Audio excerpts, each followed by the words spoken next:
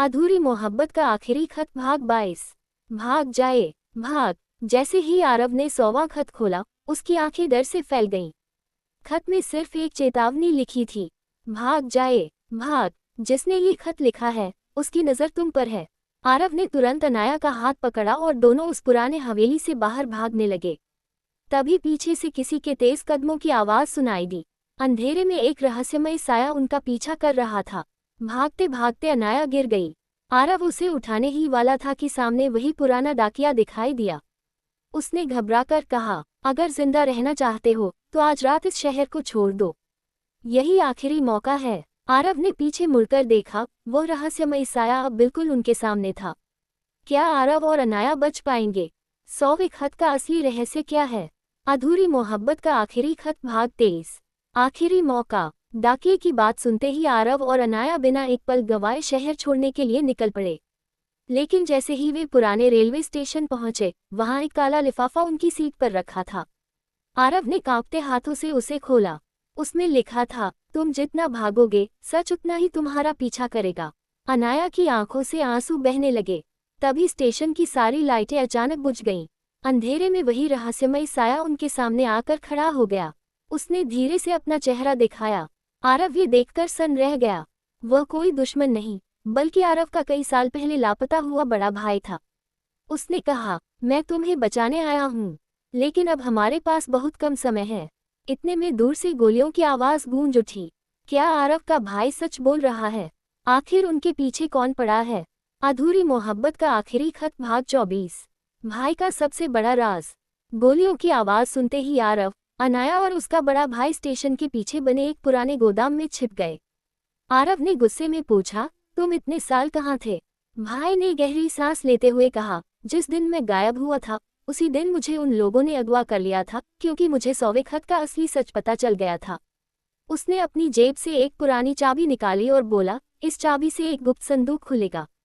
उसमें तुम्हारे माता पिता की आखिरी निशानी और 100वें खत का पूरा सच छिपा है।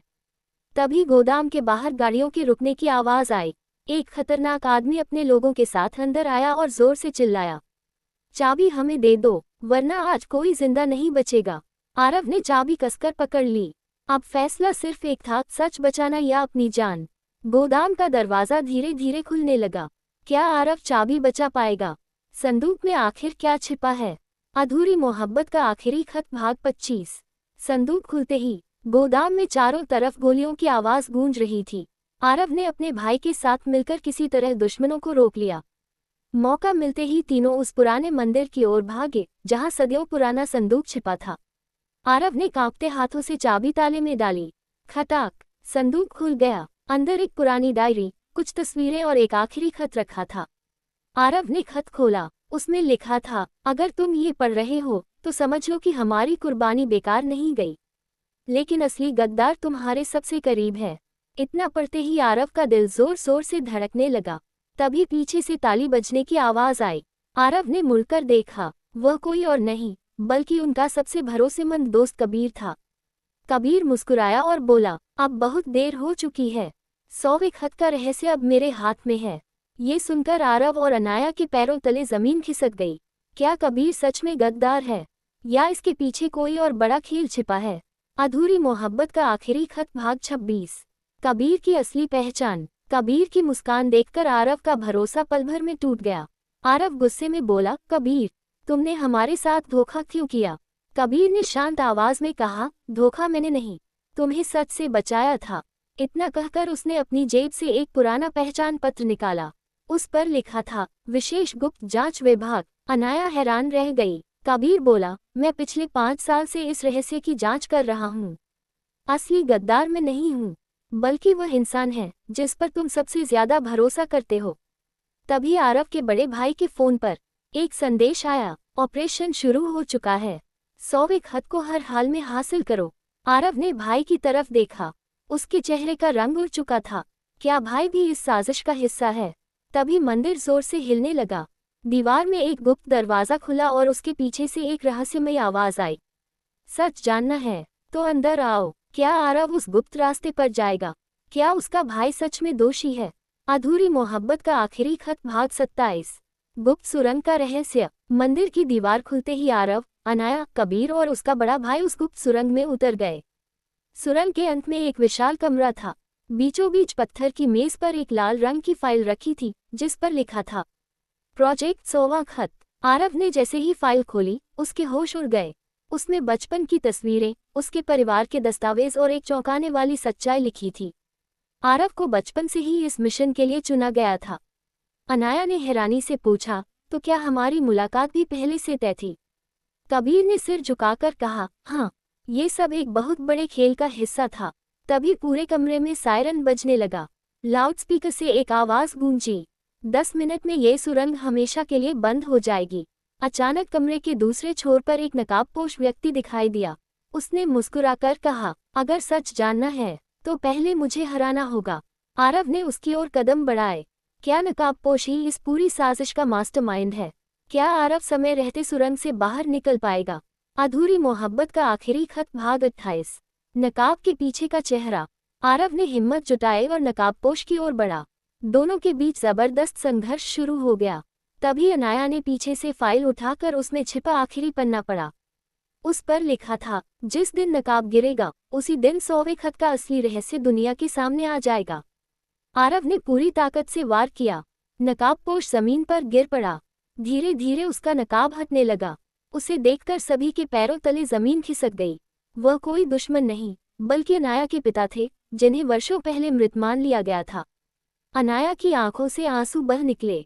पापा, आप जिंदा हैं? उन्होंने भारी आवाज में कहा। हाँ, लेकिन मुझे अपनी मौत का नाटक करना पड़ा, क्योंकि 100वें खत का राज गलत हाथों में नहीं जाना चाहिए था। इतने में सुरंग में जोरदार धमाका हुआ। छत टूटने लगी और बाहर निकलने का रास्ता बंद होने लगा। अनाया के पिता चिल्लाए, भागो, मेरे पास समय नहीं है। ये पेन ड्राइव ले जाओ, इसमें पूरे सच का सबूत है। आरव ने पेन ड्राइव पकड़ ली, लेकिन अगले ही पल एक और विस्फोट हुआ। पूरा कमरा धुएं से भर गया। क्या अनाया के पिता बच पाएंगे? क्या पेन ड्राइव में छिपा सच दुनिया के सामने आएगा? अधूरी मोहब्बत का आखिरी खत भाग 29। पेन ड्राइव का आखिरी रहस्य। धमाके के बाद पूरा कमरा धुएं से भर गया। आरव ने अनाया का हाथ कसकर पकड़ा और किसी तरह सुरंग से बाहर निकल आया। बाहर पहुंचते ही उसने कांपते हाथों से पेन ड्राइव लैपटॉप में लगाई। स्क्रीन पर एक पुराना वीडियो चलने लगा। वीडियो में अनाया के पिता बोले, अगर तुम यह वीडियो देख रहे हो तो समझ लो कि मैं शायद अब जिंदा नहीं हूँ। 100वां खत सिर्फ एक प्रेम पत्र नहीं था, वह उन लोगों के अपराधों का सबूत था जिन्होंने कई मासूम जिंदगियां बर्बाद कर दी। वीडियो खत्म होते ही अचानक स्क्रीन काली हो गई। फिर एक संदेश उभरा, डेटा डिलीट होने में 60 सेकंड शेष। आरव घबरा गया। कबीर तुरंत बोला, इसे अभी सुरक्षित करना होगा, वरना सारी सच्चाई हमेशा के लिए मिट जाएगी। तभी दूर से पुलिस के सायरन सुनाई देने लगे, लेकिन उसी समय एक काली एसयूवी तेज रफ्तार से उनकी ओर बढ़ी। उसमें बैठा रहस्यमय आदमी मुस्कुराकर बोला, अब खेल खत्म करने का समय आ गया है। उसने रिमोट का बटन दबाया और आरव के हाथ से पेन ड्राइव अचानक जलने लगी। क्या पेन ड्राइव बच पाएगी? क्या 100वें खत का सच दुनिया तक पहुंचेगा? अधूरी मोहब्बत का आखिरी खत भाग 30। जलती हुई पेन ड्राइव। रिमोट का बटन दबते ही पेन ड्राइव से चिंगारियां निकलने लगी। आरव ने बिना देर किए उसे जमीन पर फेंका। कबीर ने अपनी जेब से एक छोटा सा डेटा चिप निकाला और बिजली की तेजी से पेन ड्राइव का डेटा उसमें कॉपी करने लगा। 5 सेकंड, 4, 3, 2, 1। पेन ड्राइव पूरी तरह जलकर राख हो गई। आरव ने घबराकर पूछा, क्या डेटा बच गया? कबीर मुस्कुराया, हाँ, लेकिन सिर्फ आधा। बाकी आधा एक ऐसी जगह छिपा है जहां कोई सोच भी नहीं सकता। उसी समय पुलिस ने उस काली एसयूवी को घेर लिया, लेकिन जब दरवाजा खोला गया तो अंदर कोई नहीं था, सिर्फ एक काला लिफाफा रखा था। आरव ने लिफाफा खोला। उसमें लिखा था, अगर पूरा सच जानना है तो कल रात ठीक 12 बजे पुराने लाइट हाउस पर आना, अकेले, वरना अनाया हमेशा के लिए खो जाएगी। इतना पढ़ते ही आरव ने पीछे देखा। अनाया वहां नहीं थी, वह अचानक गायब हो चुकी थी। आरव की आंखों में डर साफ दिखाई दे रहा था। क्या अनाया का अपहरण हो गया? पुराने लाइट हाउस पर कौन इंतजार कर रहा है? अधूरी मोहब्बत का आखिरी खत भाग 31। लाइट हाउस की आधी रात। अनाया के अचानक गायब होते ही आरव का दिल तेजी से धड़कने लगा। उसने हर जगह उसे ढूंढा, लेकिन उसका कोई पता नहीं चला। अगली रात ठीक 12 बजे आरव अकेला पुराने लाइट हाउस पहुंचा। चारों ओर घना कोहरा था। समुद्र की लहरें चट्टानों से टकरा रही थीं। अचानक लाइट हाउस की ऊपरी मंजिल पर एक रोशनी जली। वहीं से एक आवाज आई, आरव, अगर अनाया को जिंदा देखना चाहते हो तो ऊपर आओ। आरव सीढ़ियां चढ़ते हुए सबसे ऊपर पहुंचा। वहां एक कुर्सी पर अनाया बंधी हुई थी। उसके सामने वही रहस्यमयी आदमी खड़ा था। उसने मुस्कुराकर कहा, 100वें खत का आखिरी हिस्सा मेरे पास है, लेकिन उसे पाने की एक ही कीमत है। आरव ने गुस्से में पूछा, क्या चाहते हो? रहस्यमय आदमी बोला, या तो सच चुनो या अनाया की जिंदगी, दोनों एक साथ नहीं बच सकते। इतने में अनाया चिल्लाए, आरव, मेरी परवाह मत करो, सच को बचाओ। उसी पर लाइट हाउस की पूरी इमारत जोर से हिलने लगी। नीचे समुद्र में एक बड़ा विस्फोट हुआ। क्या आरव सच चुनेगा या अपना प्यार? रहस्यमय आदमी आखिर कौन है? अधूरी मोहब्बत का आखिरी खत भाग 32। आखिरी फैसला। लाइट हाउस जोर जोर से हिल रहा था। समुद्र की ऊंची लहरें चट्टानों से टकरा रही थीं। रहस्यमय आदमी ने बंदूक आरव की ओर तान दी। फैसला करो, सच या अनाया। आरव कुछ पल चुप रहा, फिर उसने गहरी सांस लेकर कहा, मैं अपने प्यार को भी बचाऊंगा और सच को भी। इतना कहते ही कबीर और पुलिस की टीम अचानक लाइट हाउस के अंदर पहुंच गई। चारों तरफ अफरा तफरी मच गई। रहस्यमय आदमी भागने लगा, लेकिन अनाया ने अपने बंधन तोड़ दिए और उसका रास्ता रोक लिया। तभी उसके हाथ से एक पुरानी डायरी नीचे गिर गई। डायरी के पहले पन्ने पर लिखा था, 100वें खत का लेखक। आरव ने जैसे ही अगला पन्ना पलटा, उसका चेहरा हैरानी से भर गया। उसमें लिखा था, 100वां खत किसी एक व्यक्ति ने नहीं, बल्कि आरव के माता पिता ने मिलकर लिखा था, ताकि उनका बेटा एक दिन पूरा सच दुनिया के सामने ला सके। उसी समय रहस्यमय आदमी ने आखिरी बार हमला करने की कोशिश की, लेकिन अचानक एक गोली चली। गोली किसे लगी, ये धुएं के कारण कोई देख नहीं पाया। धुआं छटते ही सबकी नजर एक घायल शख्स पर पड़ी। वह कौन था? क्या आरव और अनाया की मोहब्बत आखिरकार पूरी होगी? अधूरी मोहब्बत का आखिरी खत भाग 33। गोली किसे लगी? धुआं धीरे धीरे छटने लगा। आरव दौड़कर आगे बढ़ा। जमीन पर पड़ा घायल व्यक्ति कोई और नहीं, बल्कि कबीर था। कबीर ने मुस्कुराते हुए कहा, मैंने अपना वादा निभा दिया, अब सच तुम्हारे हाथों तक पहुंच चुका है। उसने अपनी जेब से एक मेमोरी कार्ड निकाला और आरव के हाथ में रख दिया। इसमें 100वें खत का पूरा सच है, इसे किसी भी कीमत पर दुनिया तक पहुंचाना। इतना कहकर कबीर बेहोश हो गया। उधर रहस्यमय आदमी अंधेरे का फायदा उठाकर भाग निकला। आरव और अनाया मेमोरी कार्ड लेकर शहर के सबसे बड़े न्यूज़ चैनल की ओर निकल पड़े। लेकिन जैसे ही वे स्टूडियो पहुंचे, वहां पहले से ही बिजली बंद थी। एक बड़ी स्क्रीन अपने आप चालू हुई।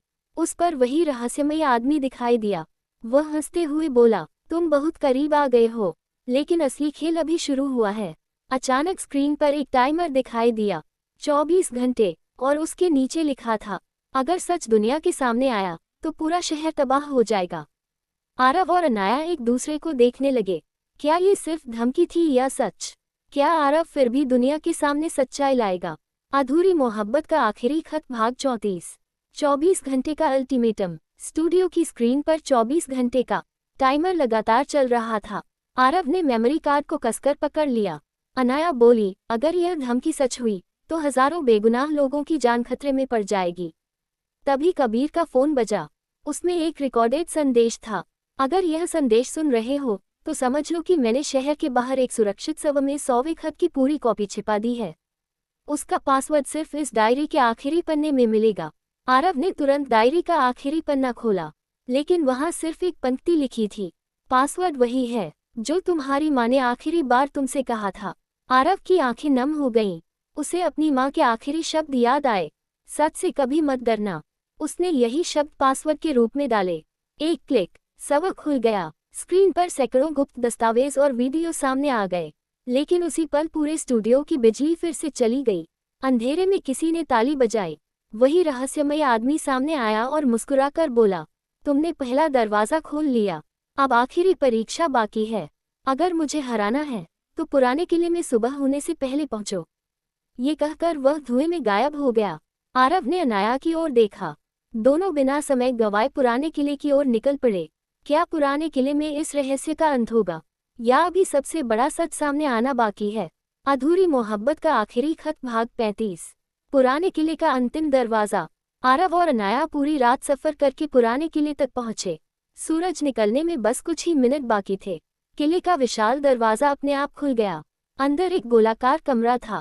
बीच में पत्थर का एक संदूक रखा था जिसके ऊपर लिखा था 100वें खत का अंतिम सत्य। जैसे ही आरव ने संदूक खोला, उसे अपनी माँ की आवाज़ सुनाई दी। बेटा, अगर तुम यहाँ तक पहुँच गए हो तो हमें तुम पर गर्व है।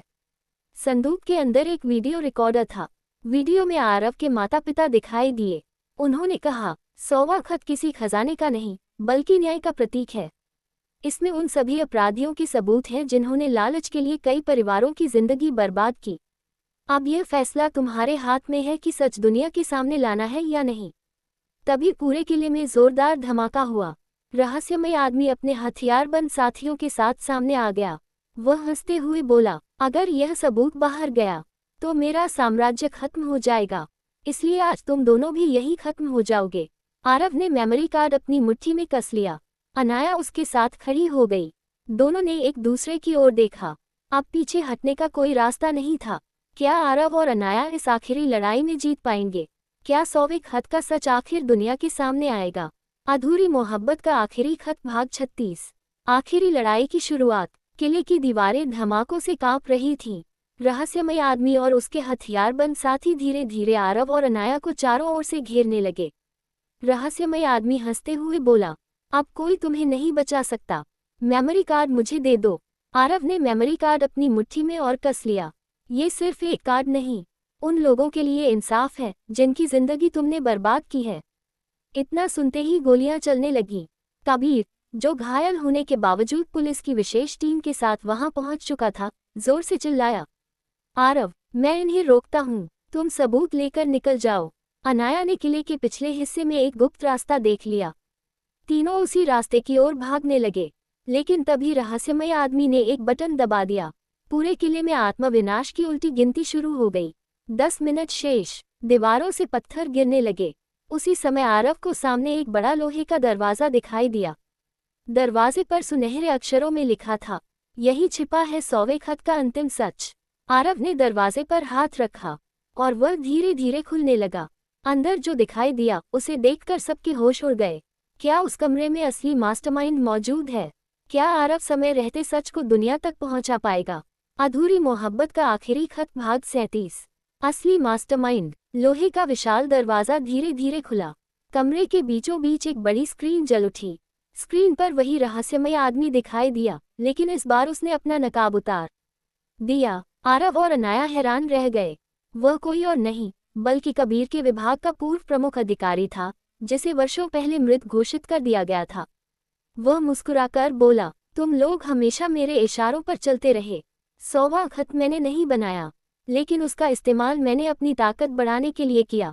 तभी कमरे के एक कोने से कई हार्ड ड्राइव और गुप्त दस्तावेज सामने आ गए। कबीर ने कहा, यही वो सबूत हैं जिनसे पूरे गिरोह का पर्दाफाश हो सकता है। इतने में जोरदार धमाका हुआ। कमरे की छत टूटने लगी। रहस्यमय आदमी ने आखिरी बार बंदूक उठाए और आरव पर निशाना साधा। तभी अनाया बीच में आ गई। धाएं! गोली अनाया के कंधे में लगी। आरव गुस्से से भर उठा। उसने रहस्यमय आदमी को पकड़ लिया, लेकिन उसी पल उसने एक लाल बटन दबा दिया। पूरे कमरे में सायरन बज उठा। आत्मविनाश। 5 मिनट शेष। कबीर चिल्लाया, आरव, सबूत उठाओ और तुरंत बाहर निकलो। आरव ने घायल अनाया को सहारा दिया, हार्ड ड्राइव उठाए और बाहर की ओर दौड़ पड़ा। पीछे से रहस्यमय आदमी की हंसी अब भी गूंज रही थी। क्या वे 5 मिनट में किले से बाहर निकल पाएंगे? क्या असली मास्टरमाइंड बच निकलेगा? अधूरी मोहब्बत का आखिरी खत भाग 38। सच की जीत। आत्मविनाश का टाइमर अब सिर्फ 5 मिनट दिखा रहा था। आरव ने घायल अनाया को अपने कंधे का सहारा दिया और कबीर के साथ किले से बाहर निकलने लगा। रास्ते में एक विशाल लोहे का दरवाजा उनके सामने बंद हो गया। कबीर ने जल्दी से हार्ड ड्राइव को सुरक्षा बैग में रखा और कहा, मैं दरवाजा खोलता हूँ, तुम दोनों निकलो। आरव ने मना किया, लेकिन कबीर मुस्कुराया। हर कहानी में कोई न कोई अपनी जान देकर सच को बचाता है। आज मेरी बारी है। कबीर ने कंट्रोल पैनल चालू किया। भारी दरवाजा धीरे धीरे खुलने लगा। आरव और अनाया बाहर निकल गए। उसी पल किले के अंदर जोरदार धमाका हुआ। पूरा किला धूल और मलबे में बदल गया। आरव की आंखों से आंसू बहने लगे, लेकिन तभी पुलिस की गाड़ियों ने पूरे इलाके को घेर लिया। भागता हुआ रहस्यमय मास्टरमाइंड भी पकड़ा गया। कुछ घंटों बाद आरव ने सभी सबूत मीडिया और पुलिस को सौंप दिए। देश भर में उस गिरोह का पर्दाफाश हो गया। अनाया ने मुस्कुराकर आरव का हाथ थाम लिया। अब कोई खत अधूरा नहीं रहेगा। आरव ने अपनी जेब से वही 100वां खत निकाला और उसे धीरे से मोड़कर आसमान की ओर देखा। ये सिर्फ एक खत नहीं था, ये सच, प्यार और इंसाफ की कहानी थी। सूरज की पहली किरण दोनों के चेहरों पर पड़ी।